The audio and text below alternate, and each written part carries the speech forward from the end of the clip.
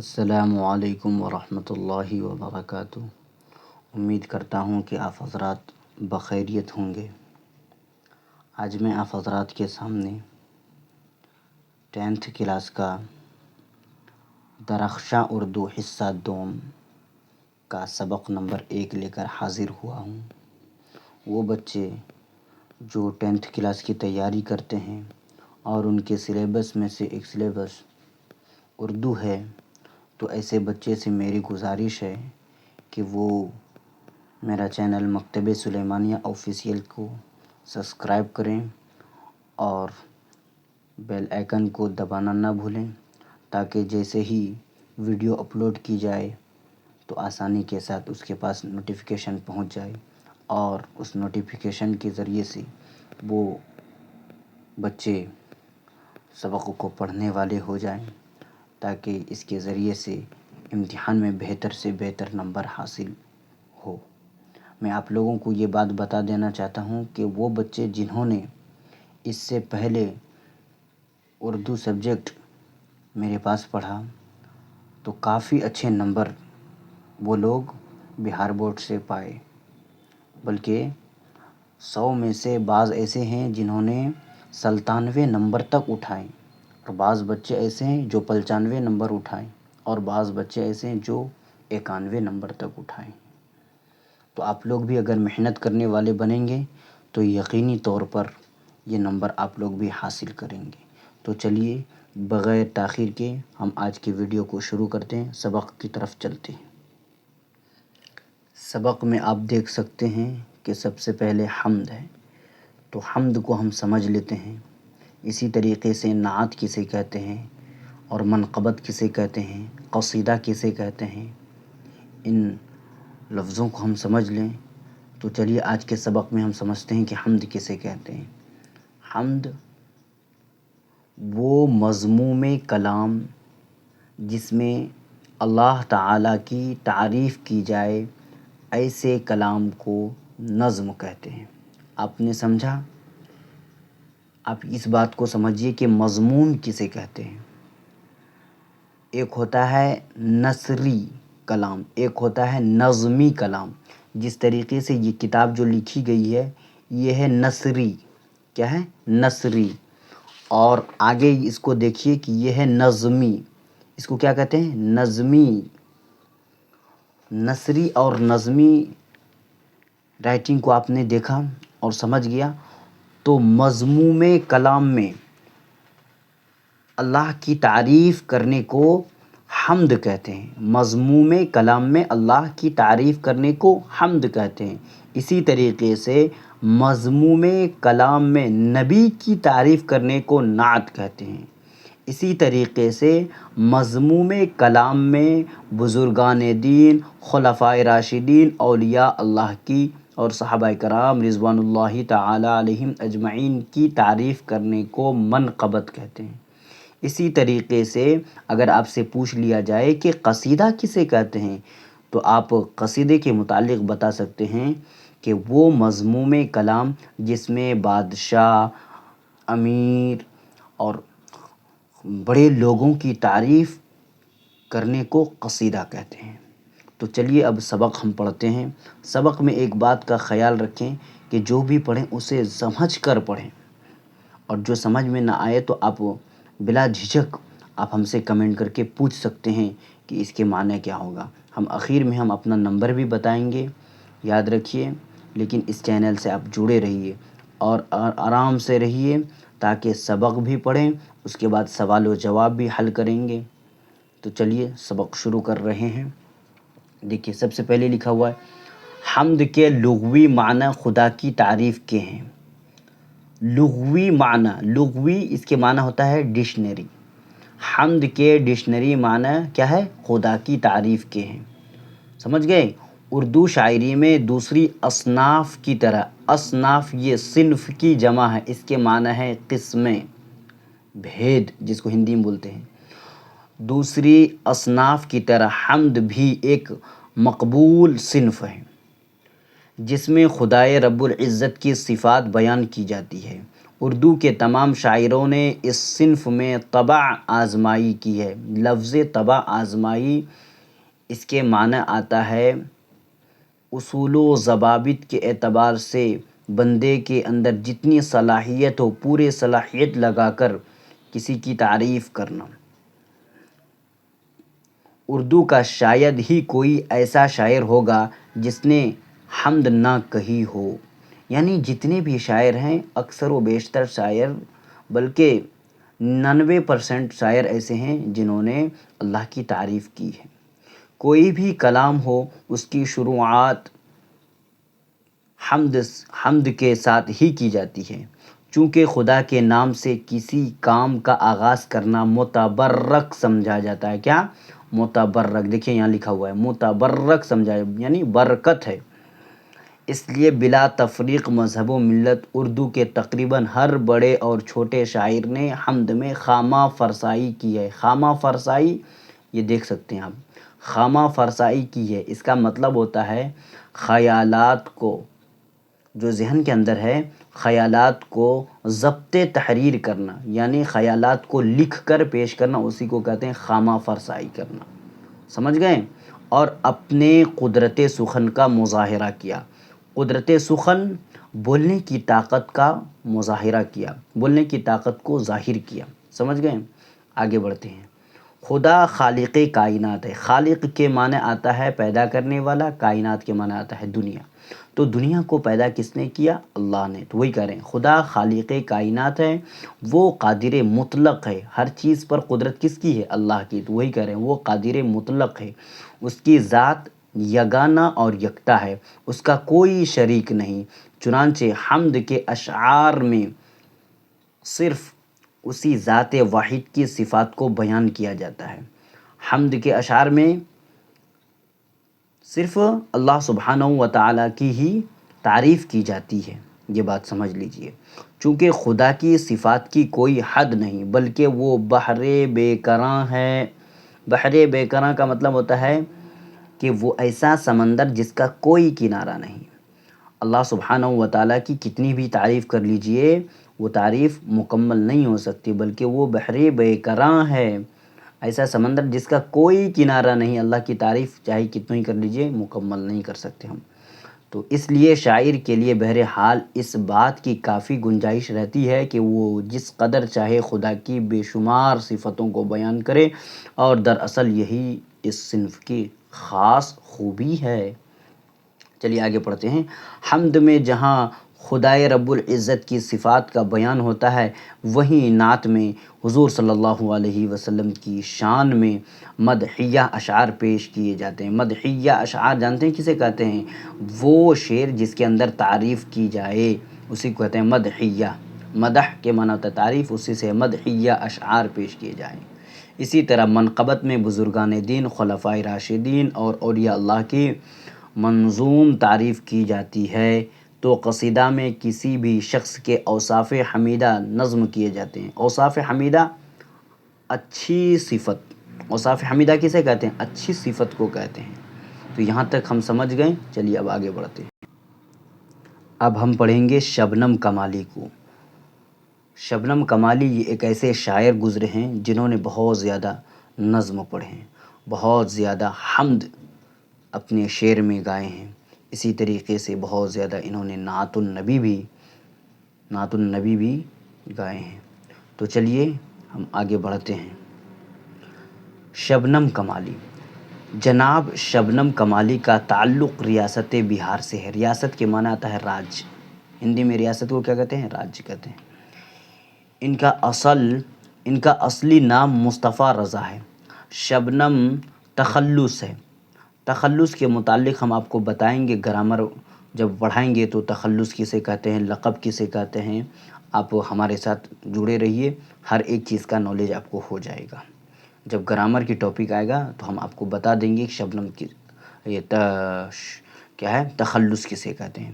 چلیے، ان کی پیدائش 22 جولائی 1938 عیسوی کو پوکھریرا ضلع سیتامڑھی میں ہوئی۔ ان کی مذہبی منظومات، خاص طور پر نعتیہ شاعری کے کئی مجموعے شائع ہو چکے ہیں۔ ان میں انوار عقیدت، ریاض عقیدت، ضیاء عقیدت، فردوس عقیدت اور صباحی عقیدت مشہور ہیں۔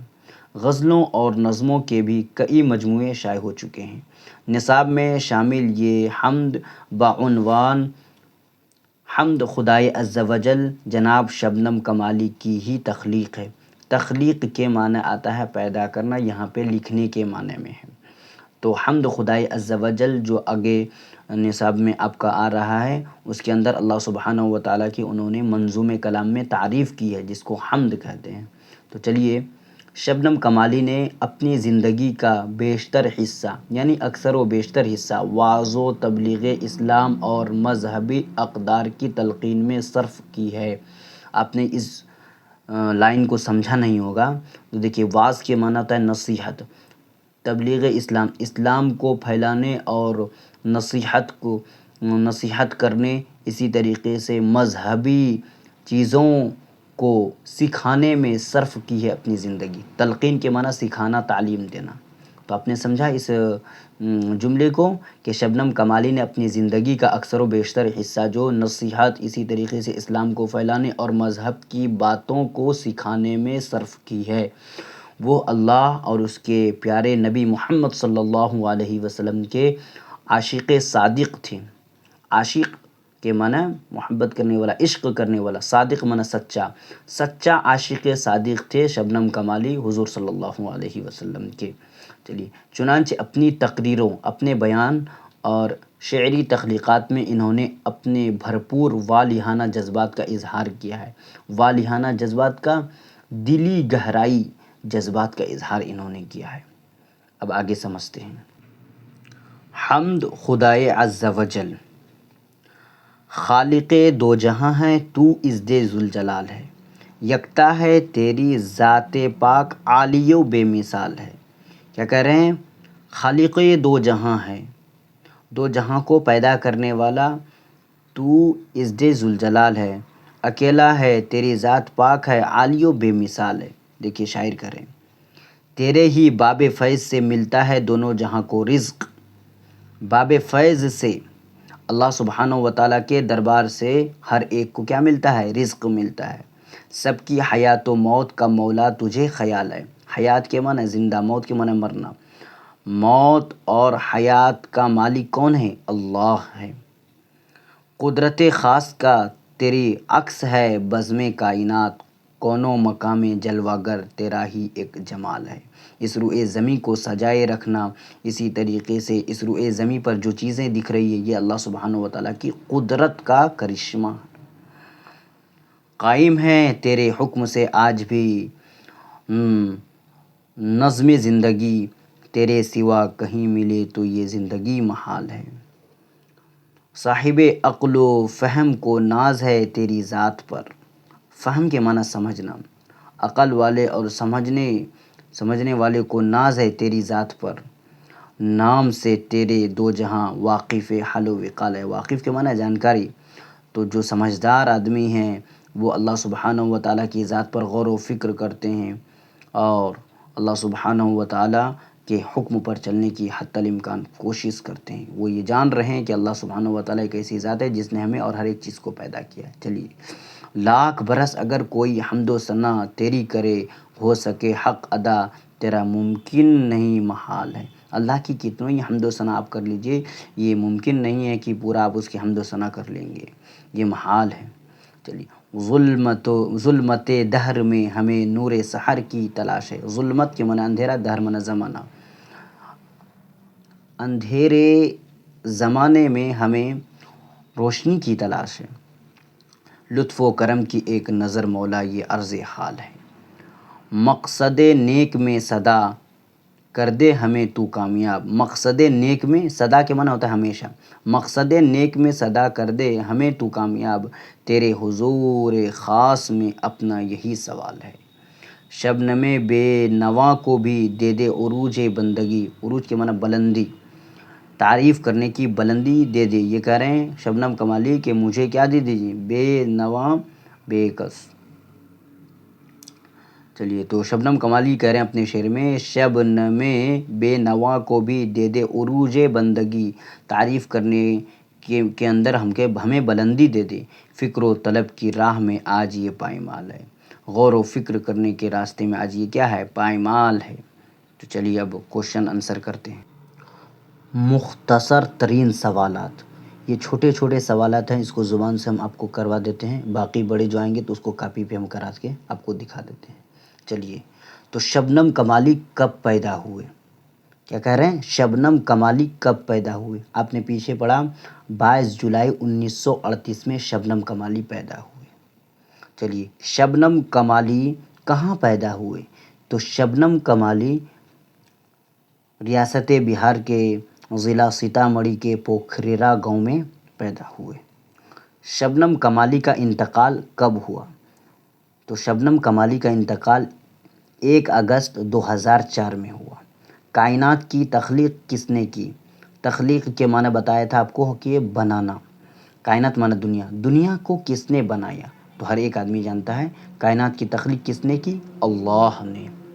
آگے دیکھیے، انسانوں کی مشکلوں کو کون حل کرتا ہے؟ انسانوں کی تکلیف کو کون دور کرتا ہے؟